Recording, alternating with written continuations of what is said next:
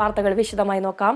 മകൾക്കെതിരായ ആരോപണത്തിൽ മറുപടിയുമായി മുഖ്യമന്ത്രി. ഇതൊന്നും തന്നെ ഏശില്ല, ഈ കൈകൾ ശുദ്ധമാണ്. ഭാര്യ റിട്ടയർഡ് ചെയ്തപ്പോൾ കിട്ടിയ പണമാണ് മകൾക്ക് കമ്പനി തുടങ്ങാൻ കൊടുത്തതെന്നും മുഖ്യമന്ത്രി സഭയിൽ പറഞ്ഞു.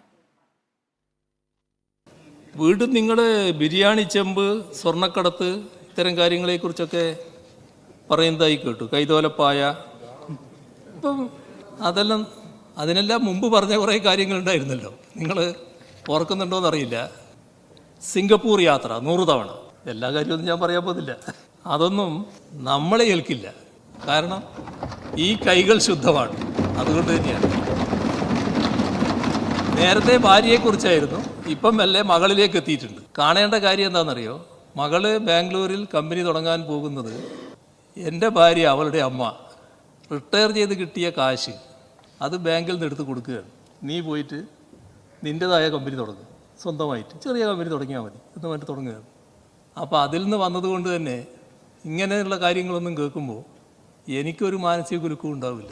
ഞാൻ പരസ്യമായിട്ടൊരു യോഗത്തിൽ പറഞ്ഞല്ലോ, മനസ്സമാധാനമാണ് പ്രധാനം. നിങ്ങൾ മനസ്സമാധാനത്തിന് നിരക്കുന്ന കാര്യങ്ങൾ മാത്രമേ ചെയ്യാവൂ. തെറ്റ് ചെയ്തെങ്കിൽ മനസ്സമാധാനം ഉണ്ടാവില്ല. ബാക്കിയെല്ലാം കേൾക്കുമ്പോഴും, തെറ്റായ കാര്യങ്ങൾ നമ്മളെക്കുറിച്ച് പറയുന്നത് കേൾക്കുമ്പോഴും ഉള്ളാലെ ചിരിച്ചുകൊണ്ടത് കേൾക്കാൻ പറ്റും. ആ ഉള്ളാലെ ചിരിച്ചുകൊണ്ട് കേൾക്കാൻ പറ്റുന്ന മാനസികാവസ്ഥയിലാണ് ഞാൻ. ഒന്നും എന്നെ യേശില്ല. യേശാത്തത് ഇതുകൊണ്ട് തന്നെയാണ്. അതൊരു അഹംഭാവം പറച്ചിലൊന്നുമല്ല. ഈ കൈകൾ ശുദ്ധമാണ്. അതുകൊണ്ട് തന്നെയാണ്. കേന്ദ്ര സർക്കാരിനും പ്രതിപക്ഷത്തിനുമെതിരെ രൂക്ഷ വിമർശനവുമായി മുഖ്യമന്ത്രി പിണറായി വിജയൻ. കേരളത്തിന്റെ വിഹിതം വെട്ടിക്കുറച്ച നടപടി ഭരണഘടനാ വിരുദ്ധമാണ്. പ്രതിപക്ഷം വാലും തലയുമില്ലാത്ത ആരോപണങ്ങൾ ഉന്നയിക്കുന്നു. ഡൽഹി സമരത്തിൽ പങ്കെടുക്കുന്ന കാര്യം പ്രതിപക്ഷം പുനരാലോചിക്കണമെന്നും മുഖ്യമന്ത്രി നിയമസഭയിൽ പറഞ്ഞു. ഈ സർക്കാരിനെ എങ്ങനെയെല്ലാം ദുർബലപ്പെടുത്തണം എന്നാണല്ലോ പ്രതിപക്ഷം ആലോചിക്കുന്നത്.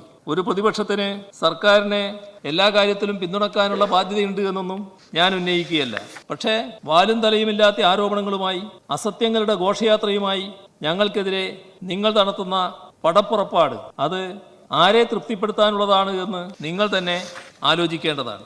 കേന്ദ്ര സമീപനത്തിനെതിരെ പ്രതിഷേധിക്കാൻ ഞങ്ങൾ ഒരുങ്ങുമ്പോൾ UDF-ഉം കോൺഗ്രസും മാറി നിൽക്കുന്നത് ശരിയാണ്.